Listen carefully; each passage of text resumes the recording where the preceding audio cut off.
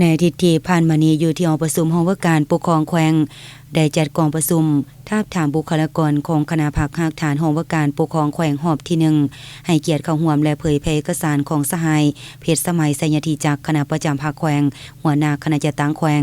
สหายทองมณีโคตรปัญญาเลขาคณะภาคฐานหัวหน้าห้องว่าการปกครองแขวงมีบรรดาคณะภาคเลขาหน่วยภาคสมาชิกภาคที่ขึ้นกับคณะภาคฐานห้องว่าการแขวงพร้อมด้วยคณะสุขโยติดตามกองประชุมเข้าร่วมเพื่อให้พนักงานสมาชิกพรรคมีความรอบรู้และเข้าใจเกี่ยวกับความหมายและความสำคัญของการดำเนินกองประชุมใหญ่3คันเป็นเจ้าการนำเอามาตีกองประชุมไปจัดตั้งพันขยายให้เกิดผลเป็นจริงบนพื้นฐานความรอบรู้เข้าใจดังกล่าวเพื่อเป็นการปรับปรุงภายในพรรคให้มีความปลอดภัยเข้มแข็งหนักแน่นและประกันการก่อสร้างพรรคตาม5หลักการ3ทิศนำของพรรคถูกต้องตามระเบียบพรรคเพื่อคัดเลือกเอาบุคลากรที่มีมาตรฐานเงื่อนไขตามที่ได้กำหนดไว้ประกอบเข้าในการจัดตั้งแต่ละขั้นในระบบการเมืองเพื่อบุกทะลุการสร้างการหันเปลี่ยนอย่างแข็งแรงและเลิกเซิง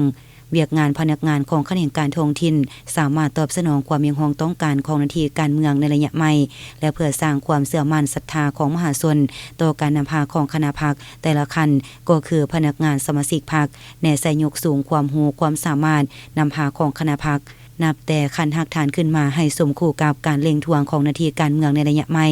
รับประกันการค้นคว้าเลือกเฟ้นบุคลากรประกอบเข้าในคณะพรรคแต่ละคันให้ถูกต้องครบถ้วนตามมาตรฐานเงื่อนไขที่กำหนดไว้เพื่อเป็นหลักแรงนำพาตลอดสมัยขององค์คณะพรรคพร้อมนี้ในกองประชุมยังได้มีการปอนบัตรทาบทามบุคลากรในหอบที่1ของคณะพรรคฐานห้องว่าการปกครองแขวง